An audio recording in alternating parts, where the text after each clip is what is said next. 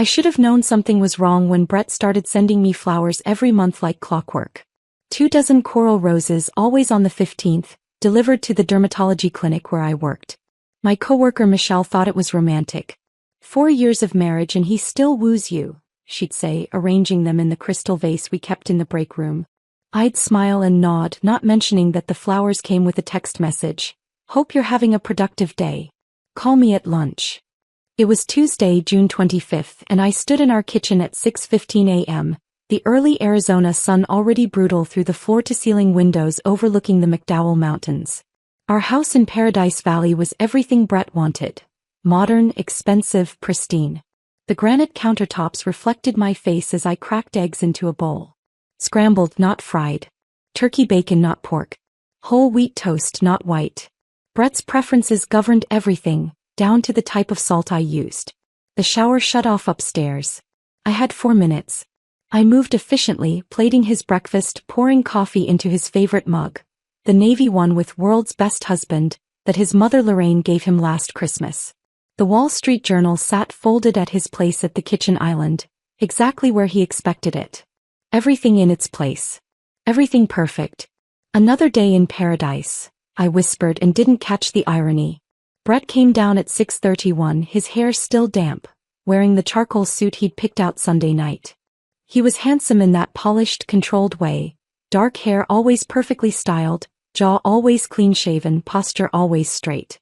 At 34 he looked like the kind of man who had his life together. The kind of man my parents were relieved I'd married.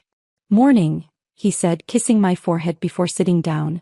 He unfolded the journal without looking at me. "Morning. I have a full schedule today. Mrs. Patterson is coming in for her chemical peel, and we've got 3 new consultations." He sipped his coffee, still reading. "What time will you be home?" "Around 6. Maybe 6:30 if the last consult runs long." His eyes flicked up. 6:30 is pushing it, Vanessa. I'd like dinner by 7. I'll text you if I'm running late. He returned to his newspaper, the conversation over. I ate my own breakfast standing at the counter, Greek yogurt with berries, and tried not to notice how my stomach tightened whenever he was in the room. At the clinic, Michelle was already gushing about the flowers before I'd even put my purse down. "Look at these. They just arrived. That man of yours is something else." I touched one of the coral petals.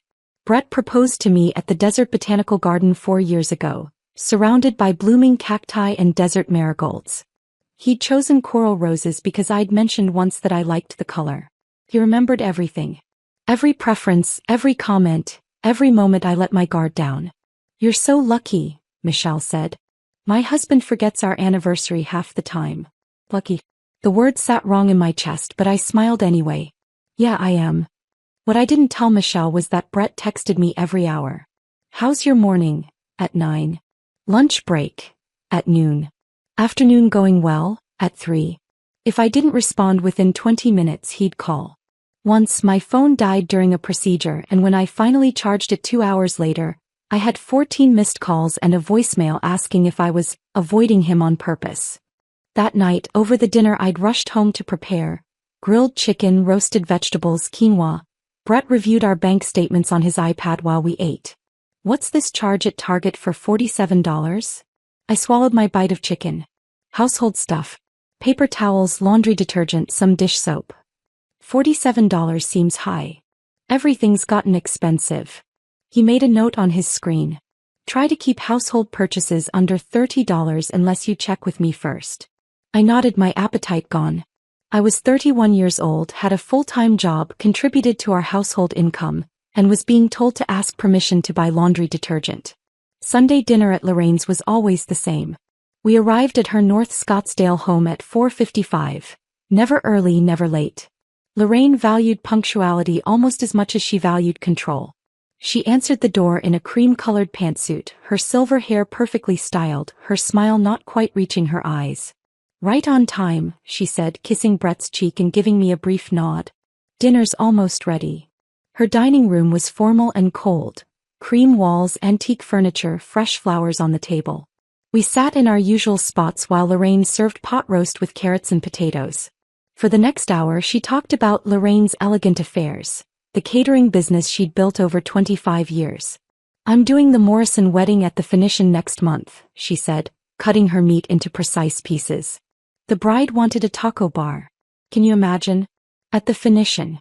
I told her absolutely not. Brett laughed. You saved her from herself, Mom. Someone has to maintain standards. Lorraine looked at me. Vanessa, you're quiet tonight. Just tired. Long week. She returned to her food, the subject closed. After dinner, while clearing plates in Lorraine's immaculate kitchen, I tried to sound casual. My sister Jamie invited me to a wine tasting event next Saturday in Tempe. Would it be okay if... Brett's voice cut through the kitchen. We have plans next Saturday. I turned. Do we? I don't remember. We're spending the day together. His tone was final. Lorraine appeared beside me, taking the plates from my hands. Vanessa dear, you know Brett works so hard all week. Weekends are for family time, not running around with girlfriends. Heat flushed my face. Jamie's my sister, not a girlfriend. Brett's jaw tightened in that way I'd learned to recognize. We'll discuss this at home. In the bathroom I texted Jamie, can't make Saturday, sorry. Her response came immediately. He said no again? I stared at those 4 words, my hands shaking. I wanted to type the truth, that I wasn't allowed to have plans without Brett's approval, that I couldn't spend money without justification, that every hour of my day was monitored and controlled, that somewhere in the last 4 years I'd become a guest in my own life. Instead, I deleted the text thread and flushed the toilet, composing my face before returning to the dining room where my husband and his mother were discussing the proper way to fold napkins. On the drive home, Brett was silent until we pulled into our garage. Then he turned off the engine and looked at me. You embarrassed me in front of my mother. Brett, I just asked about. You know how important family dinners are. You know weekends are our time. But you'd rather run off with your sister than spend time with your husband. That's not. I work 60 hours a week to give you this life, Vanessa. This house, your car, everything. The least you can do is respect my time. I sat there in the dark garage, my throat tight, and said what I always said, you're right. I'm sorry. He smiled, then reaching over to squeeze my hand. I know you are. Come on, let's go inside. That night, lying beside him in our king-sized bed, I stared at the ceiling fan rotating slowly and tried to remember who I used to be. The Vanessa who graduated top of her esthetician class. The Vanessa who had opinions and plans and friends. The Vanessa who existed before she became Brett Caldwell's perfectly controlled wife. My phone buzzed on the nightstand, a text from Jamie, miss you. I turned the phone face down and closed my eyes, not knowing that in 3 weeks, everything would shatter in ways I couldn't yet imagine. The next 2 weeks passed in that same controlled rhythm. Breakfast at 6:30, work until 6, dinner by 7, Sunday at Lorraine's. On the surface nothing changed. But underneath I started noticing things. It was a Wednesday in early July when my 3 p.m. client canceled, something about her daughter getting sick. I texted Brett to let him know I'd be home early, but he didn't respond. That wasn't unusual, he was often in meetings. I drove home through the midday heat, the temperature already hitting 108 degrees, and pulled into our garage at 3:45. The house was quiet. Brett's car was in the garage, which surprised me. He'd said he had back-to-back meetings all afternoon. I walked into the kitchen and froze. His laptop sat open on the counter, the screen still lit. Brett never left his laptop open. Never. He was meticulous about closing it, locking it, keeping his work separate from everything else. I stepped closer, telling myself I was just going to close it for him. So, the screen showed a Google search bar with words that made my stomach drop. How to make someone more submissive in marriage. My hand went to my mouth. There were multiple tabs open across the top. I could see partial titles. Training difficult wives, breaking down resistance, teaching respect through consequences. My fingers hovered over the keyboard, wanting to click, afraid to click, my heart pounding so hard I could hear it in my ears. Footsteps creaked on the stairs. I jerked away from the laptop and practically ran to the refrigerator, yanking it open and staring blindly at the contents. My hands were shaking. You're home early. Brett's voice made me jump. I turned, trying to arrange my face into something normal. Client canceled. Thought I'd get a head start on dinner. His eyes went immediately to the laptop, then back to me. I was just finishing up some work. Okay. He crossed to the counter and closed the laptop in one smooth motion, his face giving nothing away. What are you thinking for dinner? I don't know. Maybe that chicken recipe you liked. Sounds good. He picked up the laptop and walked toward his office. I'll be in here for another hour or so. The door closed behind him with a soft click. I stood there in the kitchen, the refrigerator still open, cold air spilling out around me, and tried to convince myself I'd misread what I'd seen. Maybe it was research for work. Maybe it was something his boss sent him. Maybe. But even as I made excuses, something in my chest tightened like a fist. That night in bed, I lay beside him staring at the ceiling fan, watching the blades rotate in the dim light from the hallway. Brett's breathing was steady beside me, already asleep, and I couldn't stop thinking about those search terms. Training. Breaking down. Consequences. I was his wife, not a dog to be trained. The thought came sharp and clear, and I felt something shift inside me. Not quite anger yet, but the first whisper of it. The first whisper of real fear. By Friday, I'd almost convinced myself to forget about it. Brett had been perfectly normal. Attentive even. He'd brought home Thai food without being asked. My favorite pad CW from the place on Scottsdale Road. We ate dinner at the kitchen island, and I was halfway through my noodles when he said, "You're getting thick around the middle. Maybe you should skip the peanut sauce." I stopped mid-bite. What? I'm just saying. He cut into his chicken with surgical precision, not looking at me. I take care of myself. I expect the same from my wife. My mother was a size 4 her entire marriage. The comparison to Lorraine hit harder than the criticism itself. I looked down at my plate, at the noodles I'd been enjoying 2 seconds ago, and felt my appetite dissolve. I started. I'm not attacking you, Vanessa. I'm trying to help you. His voice was calm, reasonable. You want to feel good about yourself, don't you? I weighed 132 pounds at 5'6". I'd weighed the same since college. I wore a size 6.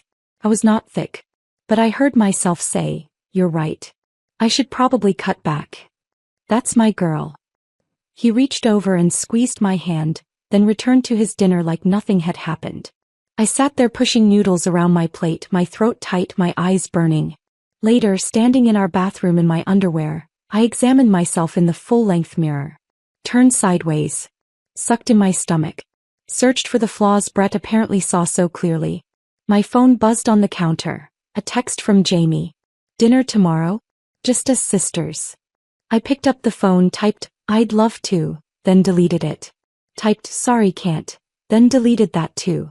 Finally settled on, "Can't, sorry. Brett and I have plans." We didn't have plans. But I couldn't face Jamie right now, couldn't sit across from her and pretend everything was fine when she'd see right through me. He always did. Her response came fast. "He said no again?" I turned off my phone without replying. Sunday dinner at Lorraine's felt different that week. The pot roast was the same, the cream-colored walls were the same, but something in the air had changed. Or maybe I was just finally paying attention. Lorraine served her famous tres leches cake for dessert and launched into a story about a wedding client. The bride wanted to keep her own last name, she said, shaking her head like this was the most absurd thing she'd ever heard. Can you imagine? What's the point of getting married if you won't submit to your husband? She looked directly at me when she said it. Brett was raised properly, Lorraine continued, cutting her cake into precise squares. He knows how a marriage should work. The man leads, the woman follows.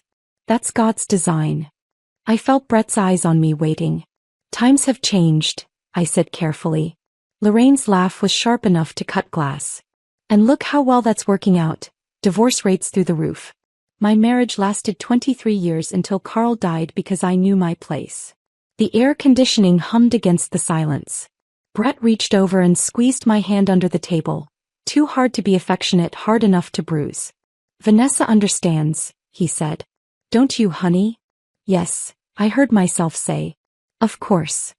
Lorraine smiled, satisfied, and returned to her cake. The next week, Brett started taking phone calls in other rooms.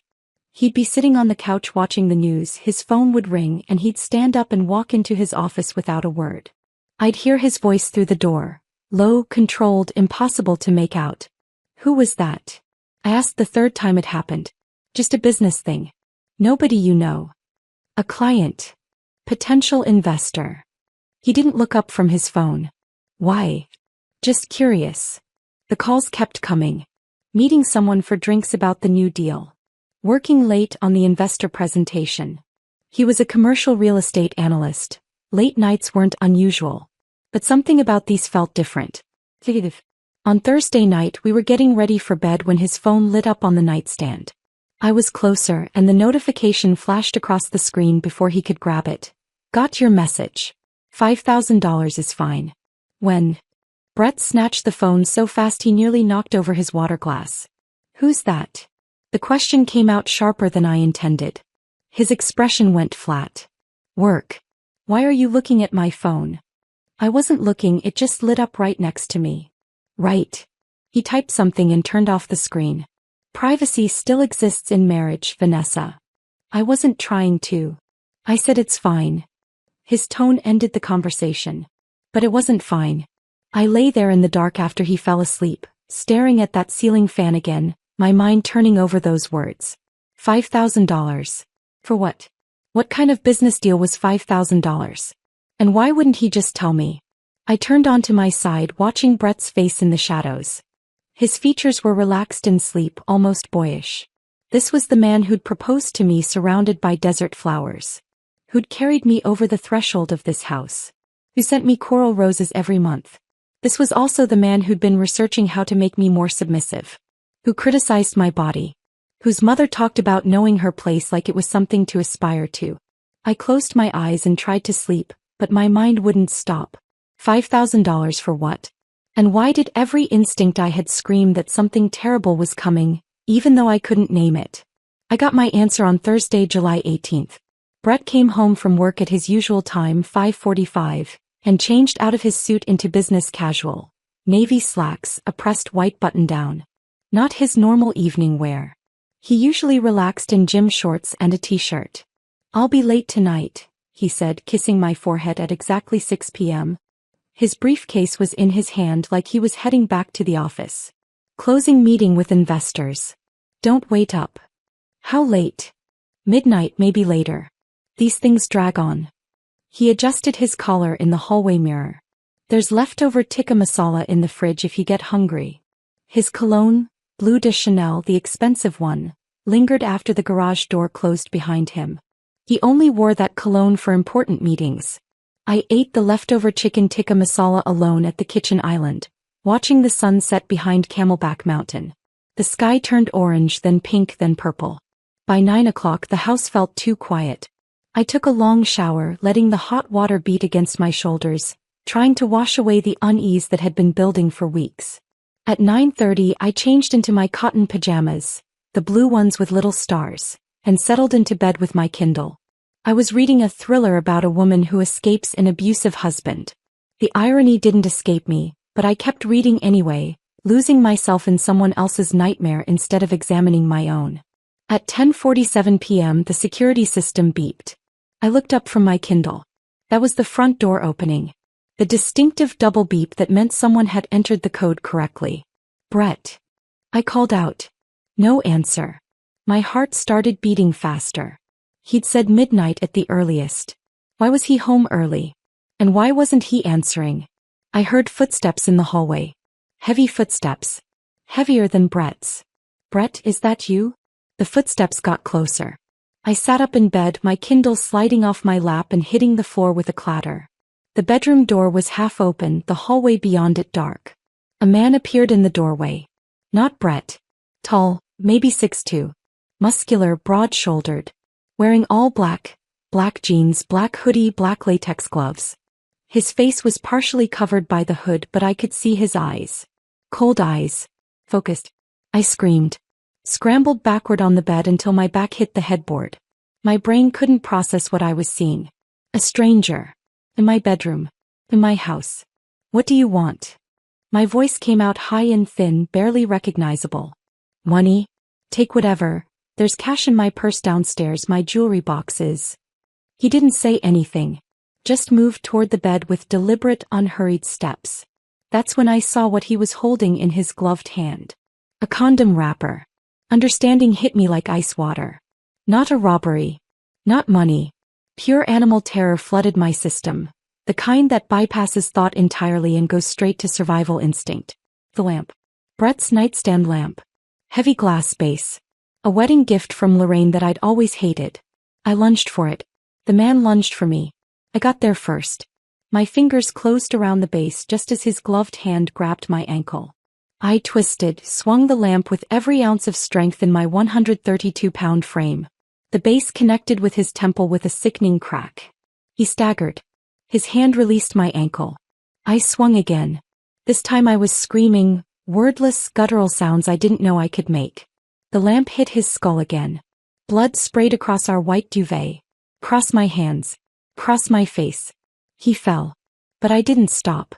I was on top of him somehow, my knees on either side of his chest, the lamp rising and falling, rising and falling. Blood everywhere. On the carpet. On the walls. On my star-patterned pajamas. My arms gave out. I stumbled backward, dropping the lamp. It rolled across the floor, leaving a dark smear. The man wasn't moving. His chest wasn't rising. There was so much blood. My hands were shaking so violently I could barely hold my phone. I dialed 911, my blood-slicked fingers leaving red smears across the screen. 911, what's your emergency? Someone broke into my house. My voice didn't sound like mine. He tried to rape me. I think I killed him. Oh God, I think he's dead. Ma'am, I need you to stay calm. Are you injured?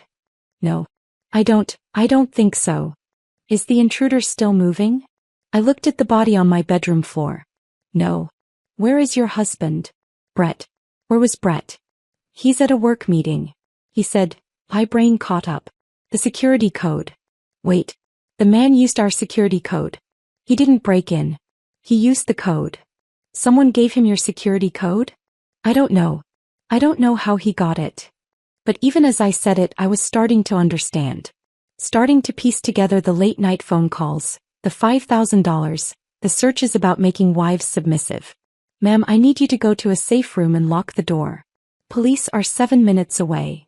I can't leave. What if he's not? Go to a safe room now. I went to the bathroom, locked the door and sat on the floor with my back against the tub. My teeth were chattering despite the summer heat still radiating through the walls. I looked down at my hands. Red. Completely red. The sirens came fast. Less than 7 minutes. I heard boots pounding through the house, voices shouting clear. In different rooms. Police. Is anyone here? Bathroom. I managed. I'm in the bathroom. A female officer opened the door, weapon drawn, then immediately lowered it when she saw me huddled by the tub in my blood-soaked pajamas. Ma'am, I need you to stand up slowly. I tried. My legs wouldn't work right. He helped me up, guided me out of the bathroom. I saw other officers in my bedroom, saw them surrounding the body, saw one of them check for a pulse and shake his head. He was going to rape me, I said. My voice sounded far away. I saw the condom. He was going to. We're going to get you checked out, the officer said gently. But I saw her eyes scanning the bedroom, saw her taking in the security panel by the door showing disarmed in green letters. No broken windows. No forced entry. At the hospital, a sexual assault nurse examiner led me to a private room. She was kind, probably in her 50s with gentle hands and a soft voice, but the examination was thorough and humiliating. I sat in a paper gown under fluorescent lights while she took photographs, swabs, samples. 45 minutes later, she stepped outside to speak with the detective who'd arrived. I could hear them through the door. No evidence of sexual assault.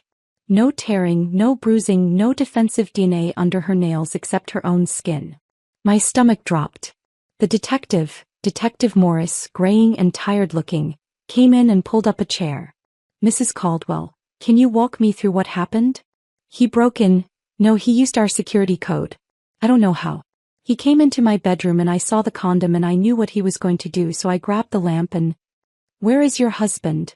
At a work meeting. He said he'd be out late. Do you have a way to contact him? Yes, I reached for my phone, but it was in an evidence bag. Can I call him? Morris handed me his phone. My fingers were still trembling as I dialed Brett's number. He answered on the second ring. Hello. Brett, you need to come to the hospital. Something happened. A man broke into the house and... What? Vanessa, slow down. What hospital? Scottsdale, Shay. Brett, I think I killed someone. Silence. Then, I'm on my way. He arrived at 1:30 a.m. His suit jacket was off, his tie loosened, his face arranged in perfect shock. Vanessa, my God, what happened? He tried to hug me, but I flinched away. Suddenly, with horrible clarity, I understood. You know what happened? My voice came out flat. Where were you? Where were you? Brett's performance was flawless. Confused. Hurt. Concerned. I was at dinner with clients. Vanessa, baby, you're in shock. You're not making sense. I'm making perfect sense. I looked at Detective Morris. Ask him about the $5,000 payment. Ask him about the searches on his laptop. Ask him. Mrs. Caldwell, Morris interrupted, let's focus on what happened tonight. But I saw it in his eyes. He didn't believe me. And when they took Brett aside to get his statement, when they came back 2 hours later and told me I was being arrested for murder, I knew exactly what Brett had told them. The handcuffs were cold against my wrists. They kept the handcuffs on during the ride to the police station. I sat in the back of Detective Morris's unmarked sedan, my wrists locked behind me, watching the sun come up over the Superstition Mountains. Saturday morning, July 20th. 48 hours since a stranger walked into my bedroom with a condom in his gloved hand.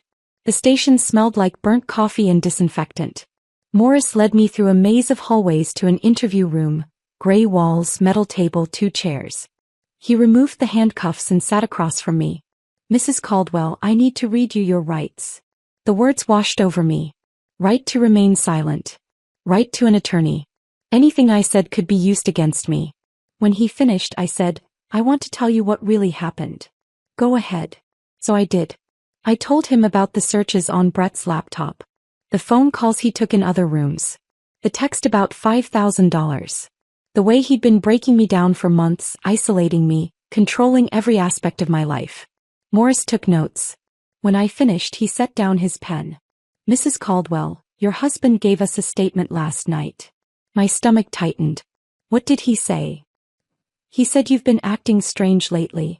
Paranoid. He was worried about you making poor decisions. Morris consulted his notes.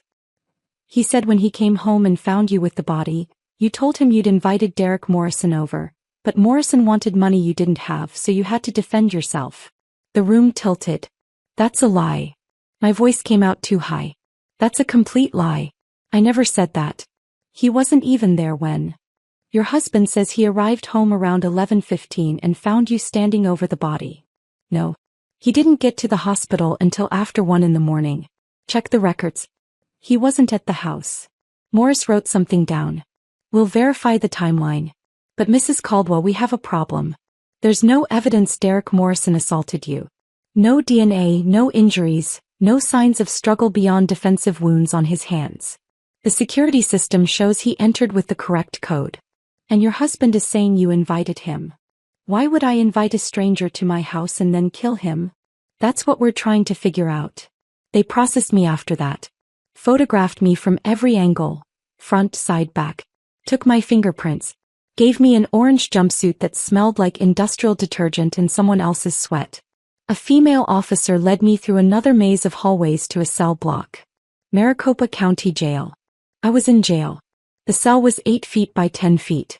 Concrete walls. Metal bunk beds. A toilet with no seat.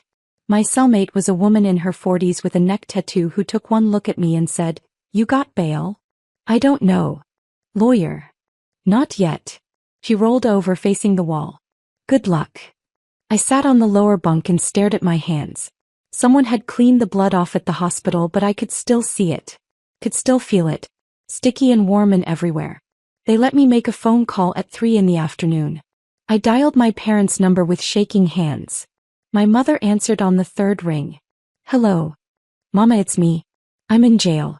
They think I murdered someone, but he broke in. He was going to. Me, just slow down. What were you doing that a man broke into your house? The question hit me like a physical blow. What was I doing? Mama, I was sleeping. In my own bed. He used our security code. Your father and I have been praying about this, she interrupted. Brett called us this morning. He's very upset, Vanessa. He said you've been difficult lately. Not listening to him like a wife should. I couldn't breathe. The phone felt slippery in my hand. Brett is lying to you. He hired that man. He paid him $5,000 to. Vanessa. My father's voice now. You must have taken the phone from my mother. We raised you better than this. Whatever happened, you need to take responsibility. Maybe if you'd been a better wife, shown more respect to your husband. I hung up. Stood there in the hallway outside the cell block, the phone still in my hand while a guard watched me with bored eyes. My own parents didn't believe me. That night, lying on the thin mattress that smelled like mildew, staring at the concrete ceiling 12 feet above me, my mind wouldn't stop. I kept thinking about the tracking app Brett made me install 2 years ago. For safety, he'd said. So he'd always know where I was. I'd thought it was protective, caring. Now I understood. He'd been building a cage, one invisible bar at a time. I thought about our joint bank account, how he reviewed every purchase. The time I bought a $30 necklace for myself and he'd asked me to return it. We need to be more careful with money, he'd said. Meanwhile, he bought himself a new watch that cost $800. I thought about our second anniversary. I'd planned a surprise weekend in Sedona. Booked a hotel, made restaurant reservations, even packed our bags. When I told him, his face had gone cold. You don't make plans without consulting me first. But it's a surprise. I don't like surprises, Vanessa. You should know that by now. I'd apologized. Canceled everything. Lost the deposit on the hotel. Never tried to surprise him again. Each memory was a piece fitting into place. Not a marriage. A training program. Breaking me down piece by piece until I was so isolated and controlled that when he finally decided to, what? Punish me? Teach me a lesson? Have me raped into submission? I'd have nobody to turn to. No friends left. No independence. No voice. Except I'd fought back. I'd killed the man he sent. And now Brett was making sure I'd pay for that too. On Tuesday morning, 5 days into what was starting to feel like a life sentence, a guard called my name during breakfast. Torres. You got a visitor. I shuffled to the visiting room in shackles, expecting the public defender they kept saying would come eventually. Instead, Jamie sat on the other side of the plexiglass divider. My little sister. 29 years old, wearing a crisp white blouse and gold hoop earrings, her hair pulled back in a neat bun. She looked furious. I picked up the phone with shaking hands. I would have come sooner if I'd known, she said immediately. Brett called Mom and Dad. He didn't call me. Why didn't you call me? The tears came before I could stop them. I was ashamed. Of what? Of this. Of being here. Of, my voice cracked. Of not being able to fix it myself. Jamie's eyes were wet too. Stop. I don't care what Mom and Dad think. I don't care what Brett says. I know you, Nessa. I've known you my whole life. Now tell me everything. So I did. I told her about the searches on Brett's laptop. The controlling behavior that had gotten worse over 4 years. The $5,000 text message. The way he'd isolated me from friends, from her, from everyone who might have noticed something was wrong. I told her about Derek Morrison walking into my bedroom with a condom in his hand. About the lamp, the blood, the screaming. About Brett's lies to the police. Jamie listened to all of it without interrupting. When I finished, she leaned forward. Do you have access to your bank accounts from in here? No. Why? Because I'm betting Brett's already draining them. And if he paid someone $5,000, there's a record somewhere. He pulled out a notebook. I need you to give me every password you have. Every account, every login. I'm going to find proof. Jamie, you're a financial analyst, not a detective. I'm a forensic accountant, she corrected. Which means I'm very good at finding money people don't want found. Now give me those passwords. For the first time in 5 days, something that felt almost like hope flickered in my chest. That flicker of hope lasted exactly until Wednesday morning, when Jamie called with her first discovery. Nessa, he drained your accounts. I was in the day room, phone pressed to my ear, surrounded by other inmates watching a game show on the mounted TV. What do you mean drained? I mean emptied. Completely. Jamie's voice was tight with controlled fury. Starting the day after your arrest, July 19th, he systematically transferred everything. $12,000 on the 19th. $15,000 on the 20th. $8,000 on the 21st. The last $12,000 on the 22nd. $47,000. Gone. The day room felt too bright. Too loud. Someone won a prize on the TV and the audience cheered. That was our savings, I said. 4 years of. I know. But Nessa, listen. I found something else. Papers rustled on her end. July 15th. 3 days before the attack. There's a Venmo payment from Brett's account for exactly $5,000. The memo says, landscaping services. My legs went weak. I sat down on the nearest plastic chair. He paid him. He actually paid him. And I've got screenshots of everything. I'm calling your public defender right now. Rachel Stein's office was in a strip mall in Tempe, wedged between a tax preparer and a nail salon. Jamie told me later that the waiting room smelled like stale coffee and desperation, and Rachel herself looked like she'd slept in her clothes. She had 67 active cases. Vanessa Torres was just a number in an overflowing file cabinet. Until Jamie walked in with a manila folder and changed that. Miss Stein? I'm Jamie Rodriguez. Vanessa Torres's sister. Rachel barely looked up from her computer. I'm planning to visit your sister tomorrow. Brett Caldwell paid Derek Morrison $5,000 3 days before Morrison broke into their house. That got her attention. Jamie spread the bank statements across Rachel's desk. Walked her through every transaction, every timeline marker, every damning detail her forensic accountant's eye had caught. Venmo keeps records, Jamie said. If Brett paid Morrison for landscaping services and then Morrison showed up 3 days later with a condom and latex gloves, that's not a coincidence. Rachel leaned back in her chair, reassessing this put-together young woman in the crisp white blouse. The problem is proving what the payment was actually for. Brett will say it was legitimate. Actual landscaping or some other service. Then we need Morrison's phone. Jamie's jaw set in a way I would have recognized.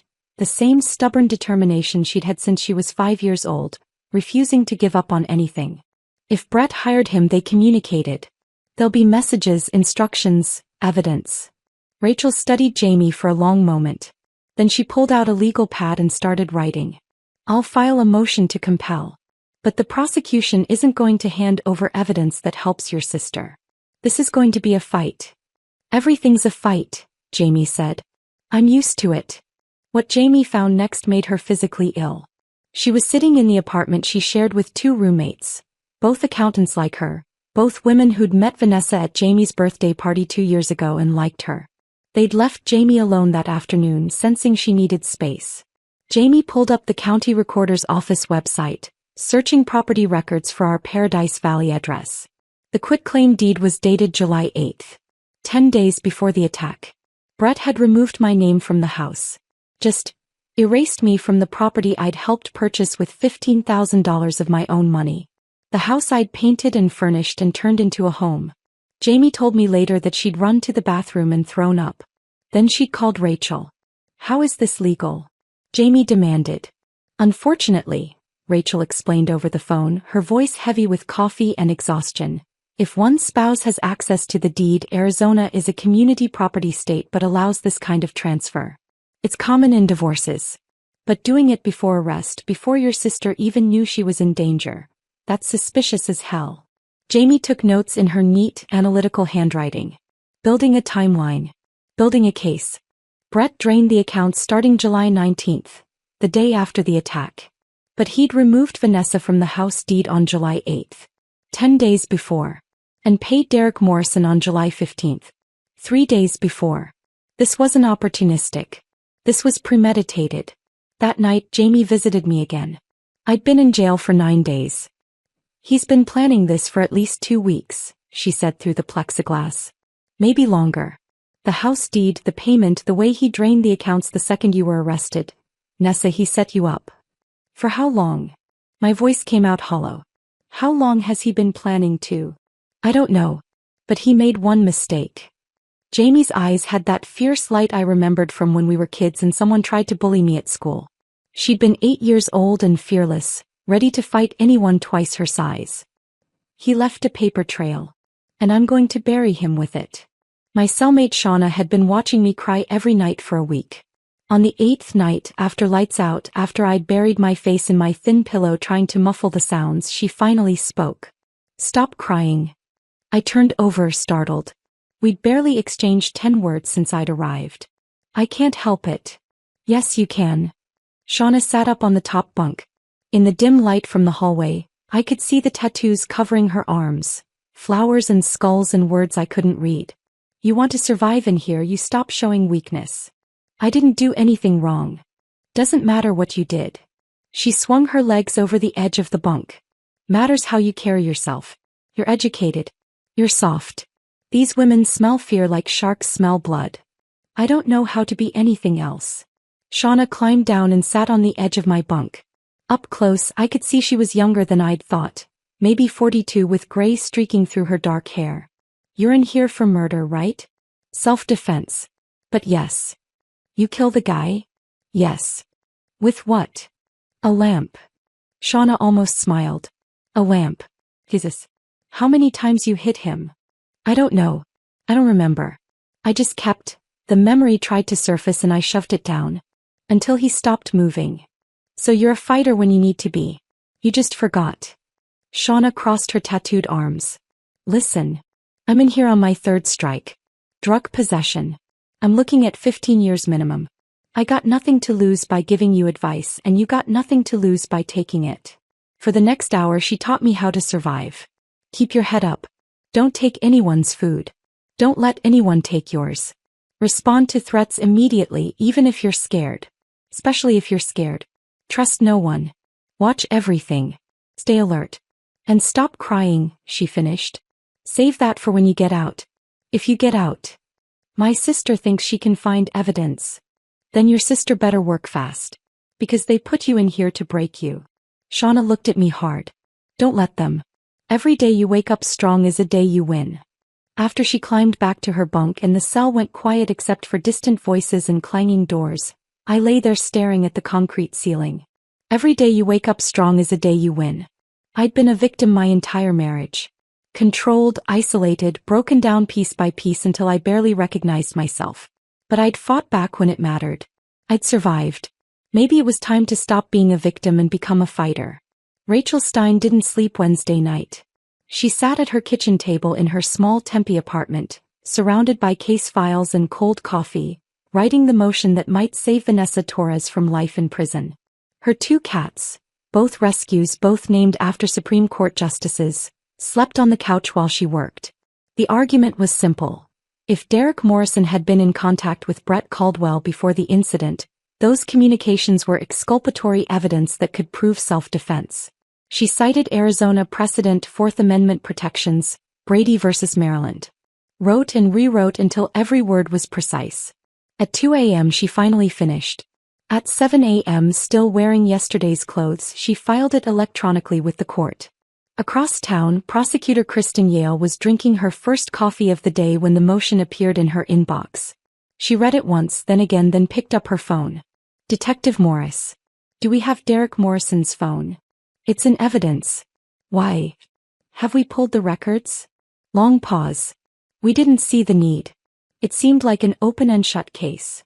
Kristen closed her eyes. Pull them. Now.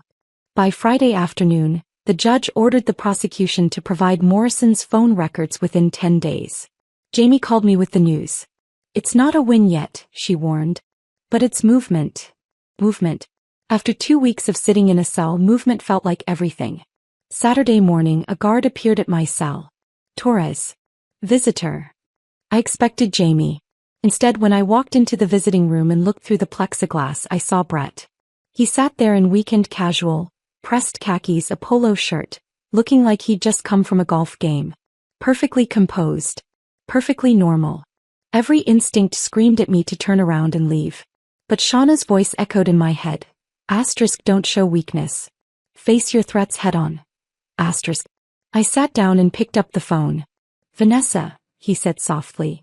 I know you're angry, but we need to talk about your defense. Hearing his voice after 2 weeks felt surreal. This man I'd lived with for 4 years, who I'd cooked breakfast for and slept beside and tried so hard to please. Why are you here, Brett? His expression shifted into concern. Sympathy. I want to help you. I know you're not thinking clearly. Maybe you had some kind of psychotic break. Stop. Or we could look at temporary insanity, stress-induced. I know you hired him.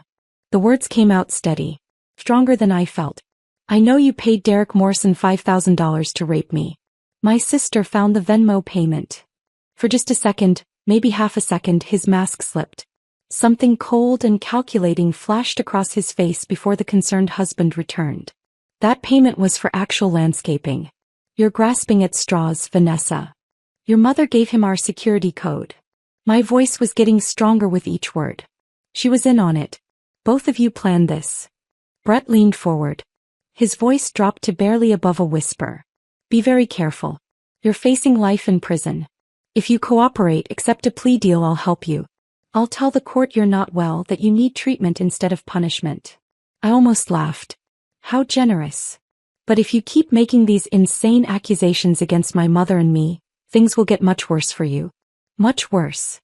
There was the threat underneath the concern. I hung up the phone and walked away without looking back.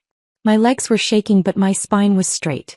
Behind me I heard him say something else, but I didn't stop to hear it. While I was facing Brett through plexiglass, Jamie was in her apartment, drowning in financial records. She'd moved on from our joint accounts to Lorraine Caldwell's business, Lorraine's Elegant Affairs. Public records showed that Lorraine had co-signed a $50,000 business loan for Brett in January, 6 months before the attack. But when Jamie pulled Brett's business filings, she found nothing. No LC formation.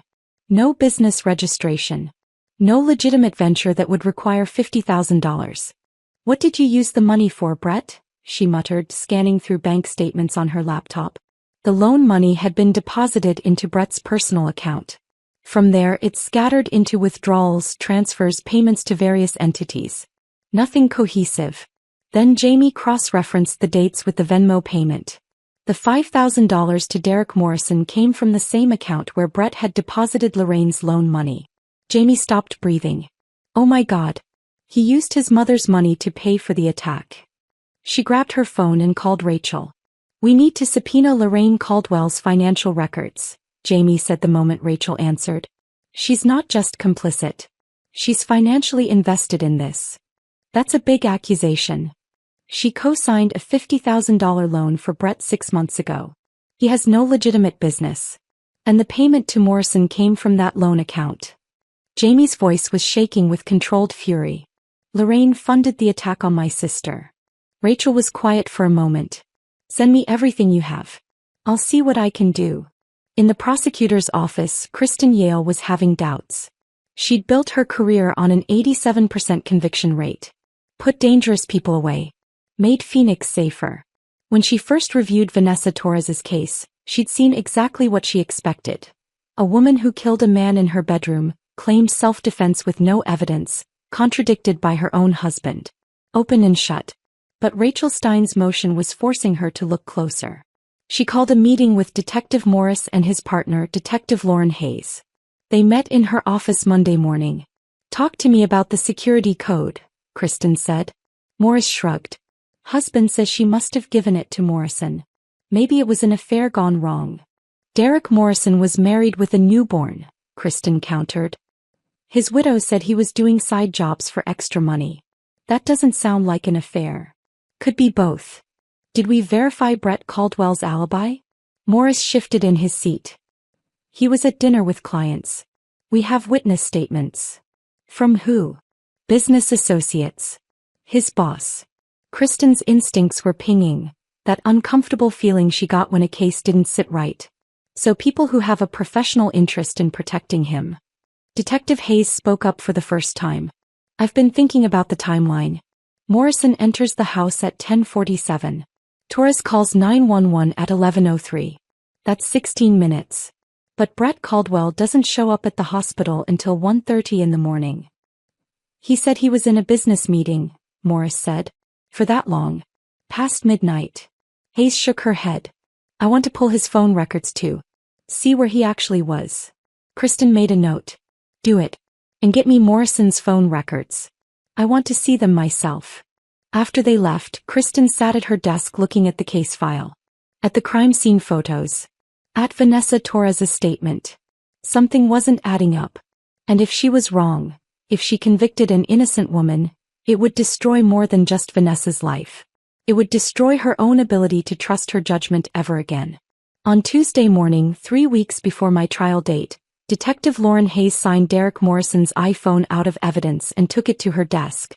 She'd been thinking about this case for days. Something about Brett Caldwell's timeline didn't sit right. Something about the whole setup felt wrong. Hayes unlocked the phone with the passcode they'd obtained from Morrison's widow. The screen lit up. Empty. Every app showed zero data. Messages, empty. Call log, empty. Photos, empty. Email, empty. Factory reset. July 17th. One day before the attack. Son of a. Hayes grabbed her phone and called Kristen Yale. The phone is wiped clean. Complete factory reset the day before Morrison went to that house. There's nothing here. She heard Kristen's sharp intake of breath. Nothing. Nothing. 30 minutes later, Rachel got the call from Kristen. Then Rachel had to come tell me. I was in the day room when the guard called my name. Followed her to a small conference room where Rachel sat with papers spread across the table. One look at her face and I knew. He wiped the phone, Rachel said. Morrison Factory reset it on July 17th. The hope I'd been carrying for 2 weeks died right there. Brett thought of everything, I heard myself say. He covered every single angle. But Rachel was already reaching for her phone to call Jamie. Wait, Jamie said when Rachel explained. Factory resets don't delete cloud backups.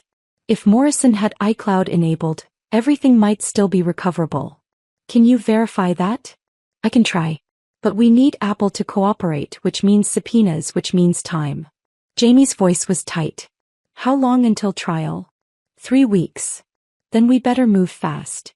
2 days later, Rachel's phone rang from an unknown number. This is Rachel Stein. Miss Stein. A woman's voice, young and shaking. My name is Crystal Morrison. I need to know something about my husband's case. Rachel's pulse jumped. Morrison's widow. Mrs. Morrison, I'm very sorry for your loss. Did he really break into that woman's house to rape her? Rachel closed her office door and sat down carefully. We believe Derek was hired to assault Mrs. Caldwell.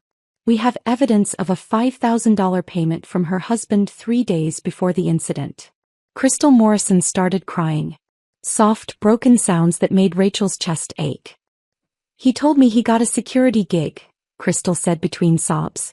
$5,000 for one night's work. We needed the money so bad. Our son Tyler, he's 6 months old, he needed hernia surgery. Our insurance wouldn't cover it all. Derek said some rich guy needed overnight security at his house. So, just standing guard. You saw the money? July 16th. He brought it home in an envelope. I asked why someone would pay in cash and he said rich people are weird about privacy. Her voice broke. I believed him. God help me, I believed him. Rachel's mind was racing. Mrs. Morrison, would you be willing to testify to this? Long silence. If I testify, people will know what Derek really did. What he tried to do. Tyler will grow up knowing his father was. She couldn't finish. Yes, Rachel said honestly. People will know. But it might save an innocent woman's life. More silence. Rachel could hear a baby crying in the background. Okay, Crystal finally said. I'll testify. That same afternoon, my parents appeared on the visitor list. Part of me wanted to refuse the visit. But a bigger part needed to face them. Needed them to see what their choice had cost. They sat across from me in the visiting room, my father looking older than I remembered, my mother's face lined with sleepless nights. Mija, my mother started. We've been praying. Don't. The word came out harder than I intended. Don't tell me you've been praying when you didn't believe me. My father cleared his throat. Vanessa, we spoke with Brett. He says you need help, that you're not well. I don't care what Brett says. My voice cracked, but I didn't cry. Wouldn't cry. He hired a man to rape me, Poppy. His mother helped him. They planned the whole thing. And when I fought back and survived, they framed me for murder. And you chose to believe him over your own daughter. My mother's hands trembled. We didn't know. You didn't want to know. The words came from somewhere deep and angry. Because it was easier to blame me for not being a good enough wife than to accept that Brett is a monster. The visiting room went quiet except for other conversations around us. Other families separated by plexiglass and circumstances. My father's eyes filled with tears. What do you want from us? I straightened my spine. Channeled everything Shauna had taught me about strength. I want you to leave. And I want you to think about the fact that when I needed my family most, you abandoned me. Maybe pray about that. I hung up the phone and walked away without looking back. That night, Jamie was still digging through financial records when she found something that made her go cold. Life insurance policy. Taken out on Vanessa Torres. July 3rd. 15 days before the attack. Death benefit. $100,000. Beneficiary, Brett Caldwell. Monthly premiums paid from the same account where he'd deposited Lorraine's loan money. Jamie stared at the screen, her hands shaking, pieces falling into place with horrible clarity. He was going to kill her, she whispered to her empty apartment. It wasn't just about control or punishment. If Derek Morrison had succeeded, if he'd raped and killed her, Brett would have walked away with $100,000, plus the house, plus all their savings. Nearly $500,000 total. When Vanessa survived and killed Morrison instead, Brett just activated Plan B, frame her for murder. Either way he won. Jamie grabbed her phone and called Rachel even though it was past 10 p.m. I found something, she said when Rachel answered. Brett took out a $100,000 life insurance policy on Vanessa 2 weeks before the attack. Rachel was quiet for a long moment. He tried to have her killed. For money. For freedom. For whatever sick reason he had. Jamie's voice was shaking with rage. We need to add this to the case. Attempted murder. Conspiracy. Whatever charges we can throw at him. The criminal case is the prosecutor's jurisdiction. But for a civil suit after, Rachel paused. If she's acquitted, we can destroy him in civil court. If she's acquitted, Jamie repeated. But we still need Morrison's phone records to prove she didn't murder him. We need that cloud backup. I filed the subpoena to Apple this morning, Rachel said. How we wait. 3 weeks until trial. A wiped phone. A widow willing to testify. A life insurance policy that proved intent. And somewhere in Apple's servers maybe, the evidence that could save my life. Detective Lauren Hayes couldn't sleep. She'd been a cop for 18 years, worked hundreds of cases, sent dozens of people to prison. But something about Vanessa Torres kept her awake at night. On Saturday, while her ex-husband had the kids for the weekend, Hayes sat at her home computer researching iPhone data recovery. The factory reset bothered her. Too convenient. Too clean. But factory resets don't delete cloud backups. If Derek Morrison had iCloud enabled, and most people did without even realizing it, his data should still exist on Apple's servers despite the reset. Hayes drafted a detailed subpoena request for Apple Incorporated, listing specific data points. Text messages, call logs, photos, app data, payment records. She made it airtight. Made it impossible for Apple's legal team to claim she was asking for too much or too little. Monday morning she walked the subpoena through the judicial system herself. Called in favors.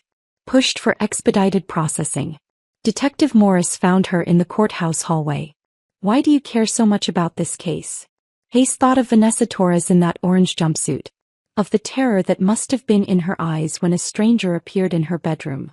Of sitting in jail for weeks while her husband destroyed her life. Because what if she's telling the truth? What if we're about to send a rape victim to prison for life because her husband is smarter than us? Morris shifted uncomfortably. The evidence is incomplete. And you know it. 3 weeks felt like forever. Trial was scheduled for September 15th. Every day that passed was another day Vanessa sat in a cell. Then on September 8th, Hayes' phone rang. Apple's legal department. The cloud backup existed. Everything was recoverable. Hayes opened the files at her desk, her partner Morris standing behind her. The first text message appeared on screen, dated July 10th. Brett Caldwell, need this done right. She has to be scared enough to never disobey me again. Hayes' stomach dropped. Derek Morrison, you want me to actually do it or just threaten? Brett Caldwell, do it. She needs to learn her place. Make sure you wear protection. No DNA. Gloves, condom, everything. Derek Morrison, this is serious, man. That's $5,000 worth of serious. Brett Caldwell, you'll get your money. July 15th cash. Morris leaned closer to the screen. Jesus Christ. There were photos. Derek Morrison had sent Brett a picture of $5,000 in cash laid out on his kitchen counter. $20 bills arranged in neat stacks. There was a screenshot of a text message from Brett. Security code 4-7-2-8- #mom will disable the alarm at 10:45 p.m. You have until 11:30. And then, the worst one. A video file. Hayes clicked it with her hand shaking. The video showed a woman sleeping in a bed. Dark hair spread across a white pillowcase. Peaceful. Nowhere. Brett Caldwell's voice whispered, "That's her. She's a light sleeper, so move fast. Remember, teach her to be obedient." Hayes stopped the video. Pushed back from her desk. Morris was pale. "We arrested the victim," Hayes said quietly. "We put her in jail for killing the man her husband hired to rape her. I need to call Kristen." "Yeah. You do." Kristen Yale sat in her office at 11 p.m. that night, reading the recovered messages for the fourth time. She'd built her career on an 87% conviction rate. Put rapists away. Murderers. People who hurt other people. And she was about to prosecute an innocent woman. The text messages were open on her computer screen. The video file paused on Vanessa's sleeping face. The payment records. The security code. Brett's mother disabling the alarm. All of it. Kristen picked up her phone and called her supervisor. "We need to drop all charges against Vanessa Torres. Immediately." "On what grounds?" "On the grounds that her husband hired Derek Morrison to rape her, and when she fought back and killed him in self-defense, her husband framed her for murder." Kristen's voice was steady but her hands weren't. "I have the text messages. I have the payment records. I have Brett Caldwell's voice on video giving instructions for the assault. We arrested the victim." Long silence. "Jesus Christ." "Yeah." Kristen was already pulling up the motion to dismiss template. "I need to file this tonight. And then I need arrest warrants for Brett Caldwell and Lorraine Caldwell as co-conspirators." "Do it." September 10th. Thursday. 2:47 p.m. I was in my cell lying on my bunk staring at the ceiling. Counting days until trial. 5 more days. 5 more days and then. Torres. The guard stood at my cell door. "You're being released. Charges dropped." The words didn't make sense. "What?" "Get your things. You're going home." I sat up. The cell spun. "I don't understand." "Someone will explain." "Let's go." Rachel Stein was waiting in the processing area, grinning wider than I'd ever seen. "It's over," she said. "They found everything on Morrison's phone. Brett's messages. The payment. The video. All of it. You're free." My legs gave out. Rachel caught me, steadying me against the wall. "Vanessa. You're free." "I'm free." "You're free." They gave me back my wedding ring. My phone. My wallet. Everything I'd had on me the night they arrested me 53 days ago. Jamie was waiting in the lobby wearing jeans and a white t-shirt. My clothes from my old life, clean and folded in a shopping bag. When I walked out in those civilian clothes, Jamie ran to me and we collapsed into each other. Both of us sobbing. Both of us shaking. "You're out," Jamie kept saying. "You're out, you're out, you're out." Outside, the September Phoenix heat hit like a wall. 108 degrees. Brutal and bright and real. I tilted my face to the sun and breathed. Free air. Free air for the first time in 53 days. But Jamie was already pulling out her phone, showing me a document she'd been working on. Civil suit against Brett Caldwell and Lorraine Caldwell. She looked at me with that fierce expression I'd seen since we were kids. Now we make them pay for everything they did. 6 months later, I walked into Maricopa County Superior Court wearing a navy suit Jamie helped me pick out. March 2025. The civil trial. Rachel Stein sat to my left, carrying the same battered briefcase she'd had since law school. Jamie sat to my right, dressed professionally in gray, a 3-inch binder of financial analysis in her lap.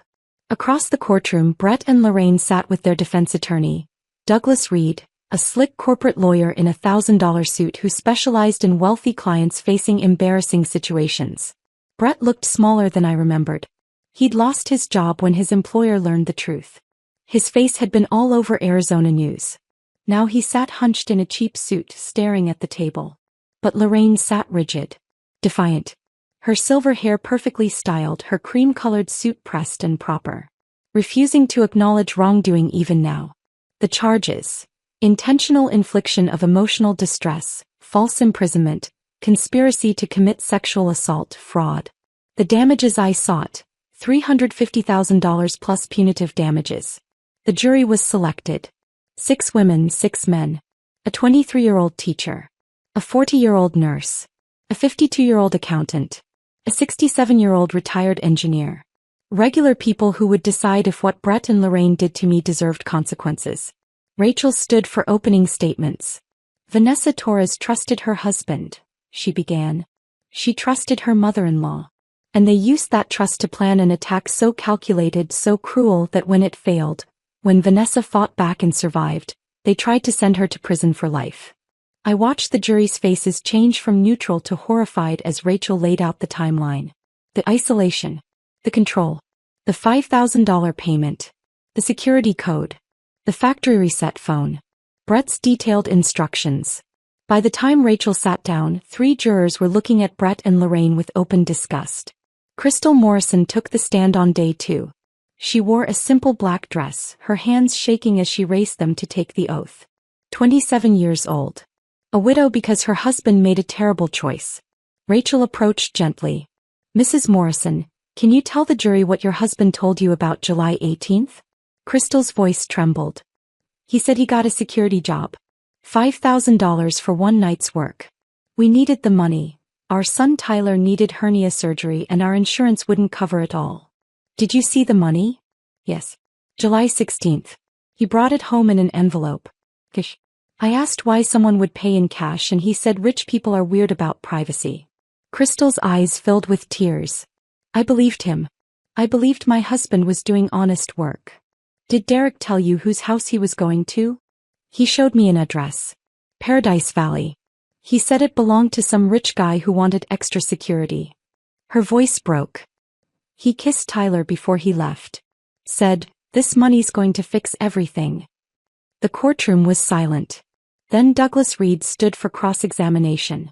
Mrs. Morrison, isn't it convenient that you're testifying against your husband's killer? Crystal's head snapped up. Her eyes flashed with something I recognized, the anger of someone who'd been pushed too far. My husband was a good man who made a terrible choice because we were desperate. Her voice strengthened.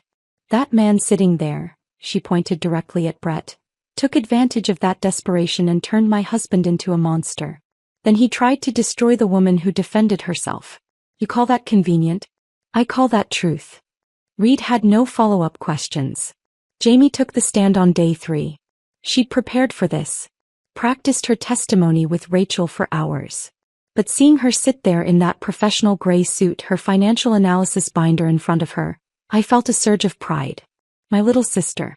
29 years old. About to bury Brett Caldwell with his own paper trail. Rachel walked Jamie through the timeline methodically. The $50,000 loan Lorraine co-signed. The $5,000 Venmo payment to Derek Morrison. The systematic draining of my joint accounts. The quitclaim deed removing my name from the house. Then Rachel paused. Ms. Rodriguez, did you discover anything else significant in Mr. Caldwell's financial records?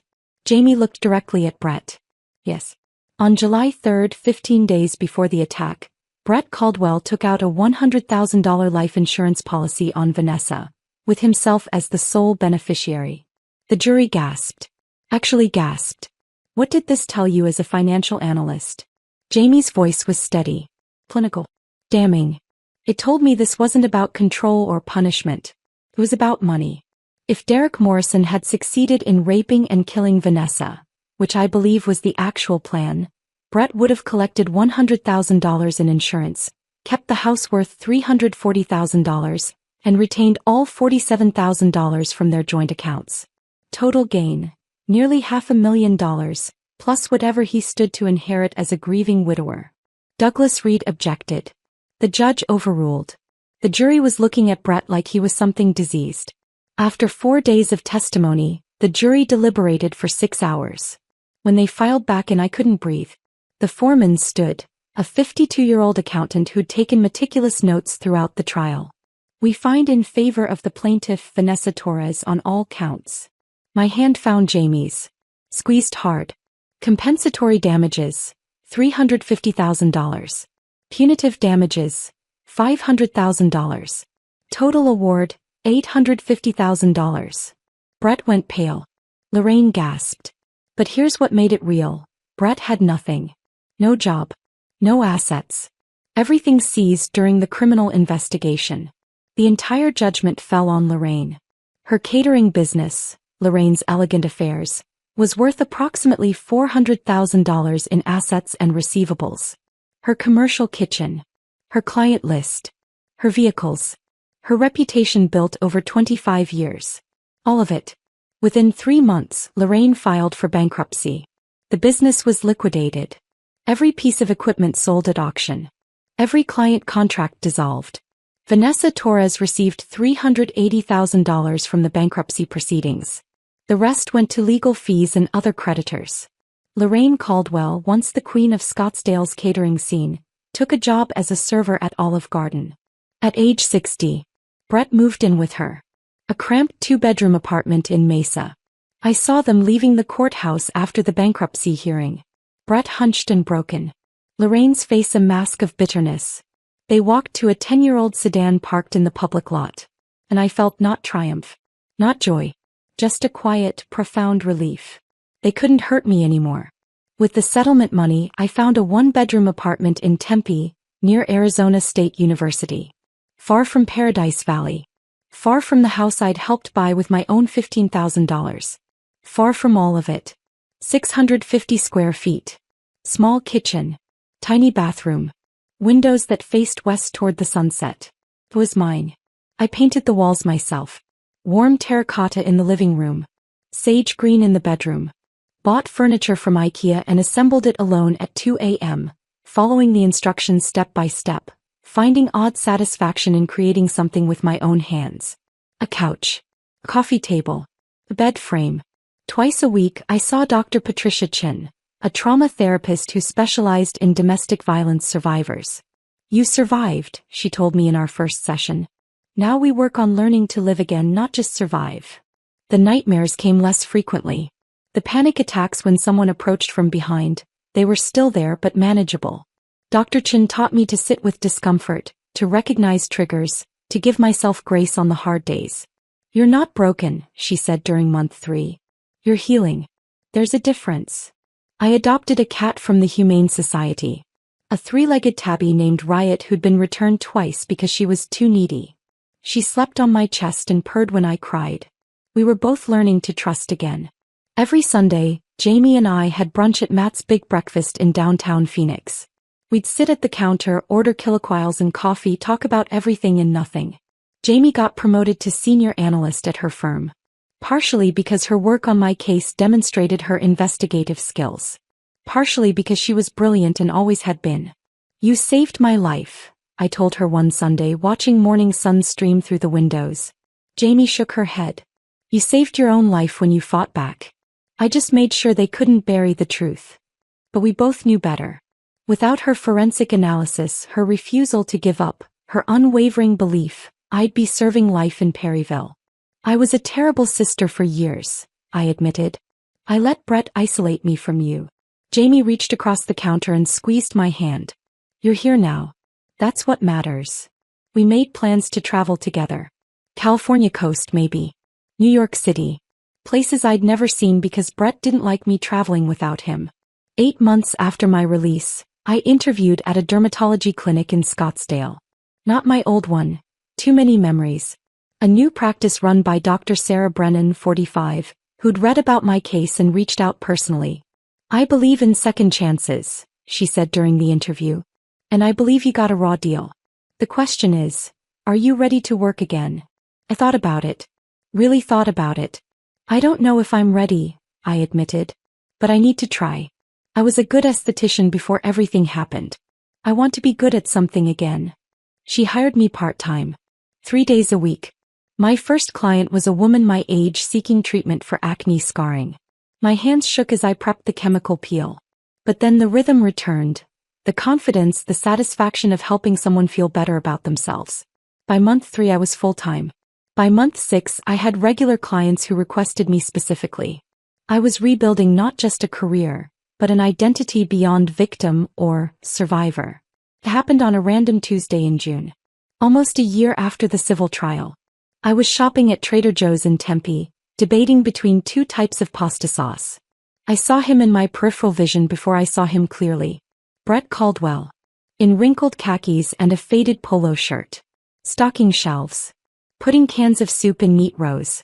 He looked older. Grayer. Diminished. Our eyes met. For a moment my body tensed. Ready for flight or fight. The old response programmed by months of fear. But then I realized something. He had no power over me anymore. None. Brett opened his mouth as if to speak. Maybe to explain. Maybe to apologize. Maybe to threaten. I turned away. Chose the marinara sauce. Moved to the produce section. Picked out tomatoes and basil and fresh mozzarella for the caprese salad I was making for dinner in my own apartment. I didn't run. Didn't engage. Didn't give him a single moment of my attention. Later, driving home with my groceries, I realized I was smiling. Not because I'd seen Brett brought low, though there was some satisfaction in that, but because I'd seen him and felt nothing. No fear. No anger. No pain. Just the mild interest you'd give a stranger. He was finally, truly irrelevant to my life. That night I made dinner in my small kitchen. Caprese salad. Garlic bread. A glass of wine I chose myself. Riot wound around my ankles, purring, begging for scraps. I ate on my couch, the one I'd assembled myself, watching a show I'd picked without asking anyone's permission.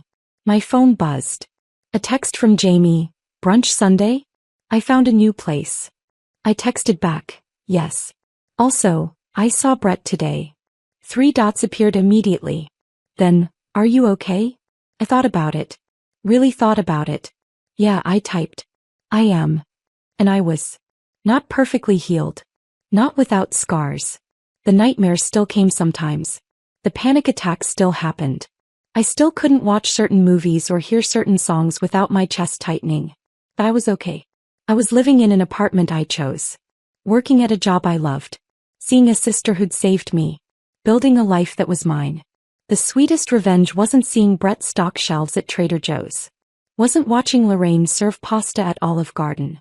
Wasn't the $850,000 judgment or the bankruptcy or any of it.